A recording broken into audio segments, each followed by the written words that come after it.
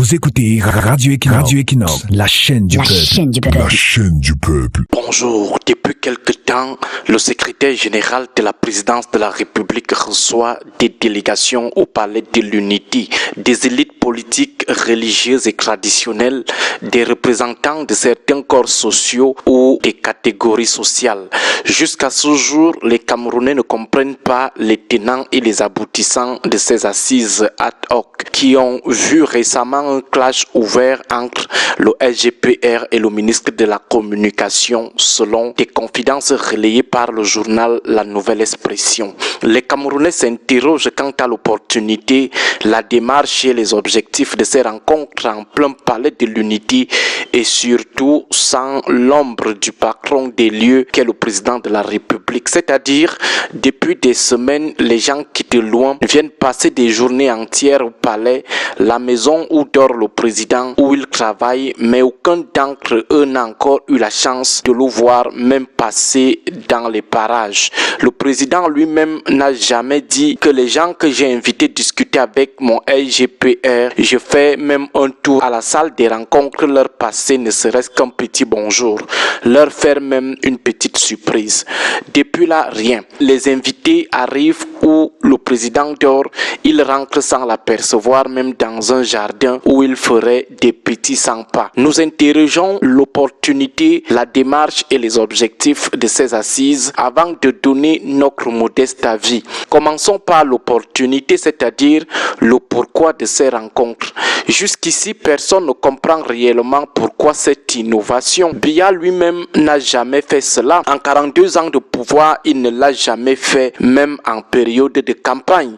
Il n'a jamais initié un projet de rencontrer tout le monde au palais. D'abord, lui, il n'aime pas trop rencontrer les gens. Même les évêques qui étaient là-bas hier, c'est depuis 2016 qu'ils avaient laissé une demande d'audience. Jusqu'à aujourd'hui, le patron du renouveau ne les a jamais reçus. Pourquoi c'est maintenant qu'ils sont reçus et sont reçus par le secrétaire général de la présidence de la République? Pourquoi c'est maintenant que Paul Biya accepte que les gens viennent discuter avec lui au palais, mais sans lui? C'est pour la campagne électorale ou pour autre chose? Penchons-nous à présent sur la démarche.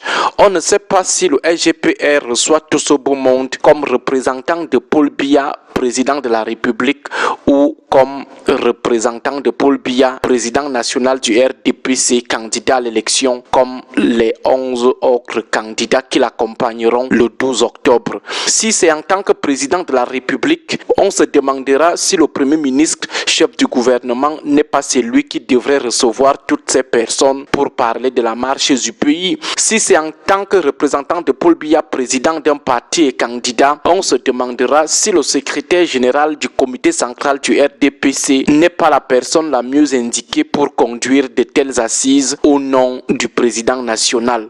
En plus, si c'est en tant que président du RDPC et candidat, on se demandera si le palais de l'Unité est devenu le siège annexe du RDPC. Pourquoi ne pas aller organiser ces rencontres au siège du parti au quartier Lac? Bref, il y a un flou. Peut-être que le SGPR pourra dans les prochains jours clarifier les choses en nous disant le Paul Biya au nom de qui il reçoit toutes ces délégations à la présidence de la République. Il pourrait aussi profiter de l'occasion pour dire à l'opinion comment sont financés ces déplacements. Qui paye le transport des personnes de toutes ces délégations? Les chefs de l'Ouest et les chefs Bassa qui étaient l'autre jour là-bas, chacun paye son argent de transport. C'est le président de la République qui donne l'argent à son représentant, le SGPR, pour gérer les transports des gens. Ça se passe comment? Si c'est le président qui gère leur transport, c'est l'argent du RDPC, l'argent du trésor public ou son argent à lui qu'il cotise depuis 1982. Maintenant, interrogeons les objectifs de ces assises. Ces assises visent quoi au juste? Quels sont les objectifs recherchés? C'est quoi la finalité? Pour pousser le questionnement un peu plus loin, prenons ce petit compte rendu de l'évêque du diocèse d'Obala qui faisait partie des rares évêques ayant répondu à l'invitation du président de la République sous couvert le SGPR. Dans ce compte rendu, on peut lire le SGPR a pris la parole en premier. Il a évoqué la délicatesse de cette période préélectorale. Il a souhaité que les évêques jouent un rôle dans la promotion de la paix. Il a souhaité que les partis politiques évitent la haine haine et privilégie la paix. Il a présenté le bilan élogieux des grands projets réalisés par le chef de l'État. Les 7 évêques, à travers l'évêque de Bamenda, ont dit que c'est bien que l'État cause souvent avec les évêques. Les évêques ont rappelé leur message sur les élections et la situation du pays. Tout ça, c'est pour aboutir à quoi? Chacun a parlé comme ils ont parlé. C'est pour quel but à la fin? Qu'est-ce que Paul Biya fera de tous ces comptes rendus, étant donné qu'il est attendu sur le terrain d'ici le 27 septembre pour battre campagne? Les Camerounais l'attendent d'ailleurs impatiemment dans les 10 régions du pays avant le 12 octobre. Pour nous, cette histoire de rencontre inédite au palais après 42 ans de règne sans une telle initiative, c'est très louche. Surtout que depuis là, personne n'a encore eu la chance d'apercevoir Paul Biya au palais. Pourtant, c'est là-bas où il dort, là-bas où il travaille. Nous avons peur que ça ne soit pas les élections du 12 octobre, le prétexte de ces assises. Nous trouvons ces assises trop louches, surtout après les échanges très tendus entre le SGPR et le ministre de la Communication, ancien secrétaire général du comité central du RDPC.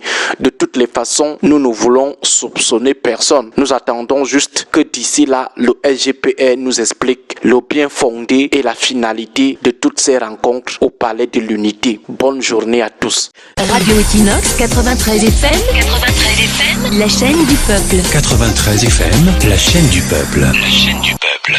Bande de menteurs, bande de criminels et bande de preneurs d'otages.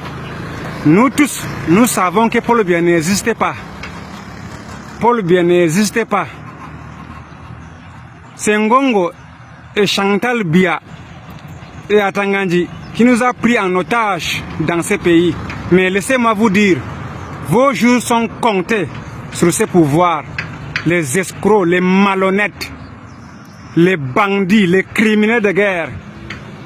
C'est Ngongo et Chantal Biya qui nous a déclaré la guerre en annonçant la candidature de M. Paul Biya qui n'existait pas, qui est mort vivant. Les menteurs, les escrocs. Paul Biya est déjà fini. Il est là couché sur son lit. Il ne connaît même pas où il se trouve. Il ne connaît même pas où il se trouve. Et Ngongo et Chantal Biya est en train de mentir à son nom en disant qu'il est candidat à cette élection présidentielle de 2025. Les menteurs, les criminels de guerre et les preneurs d'otages. On est avec vous dans ce pays. Obligatoirement, vous allez nous libérer dans ce pays.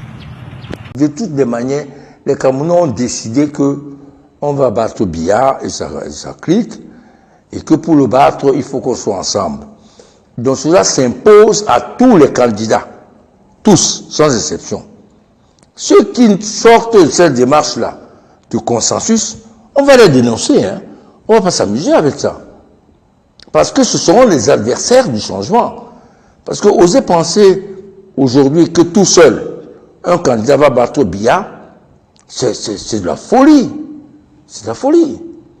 Depuis 92, on n'a pas gagné, ni même déstabilisé le régime, à cause de ce genre de comportement et de fantasmes, de candidats puissants, etc. On ne va pas accepter ça, c'est possible. Ceux qui seront dans une démarche individuelle d'accompagnement, en fait, du régime, on va les dénoncer. Il faut que le peuple sache que tel ne veut pas de candidat consensuel, que tel est ouvert, que tel ne l'est pas. On ne va pas s'amuser, hein. On ne s'amuse pas avec l'avenir du Cameroun, tout au moins en ce qui nous concerne. Donc il n'y aura pas de demi-mesure pour ceux qui seront sur le chemin, en travers de notre chemin pour le changement. Il n'y aura pas de pitié, comme on dit, pour le salopard.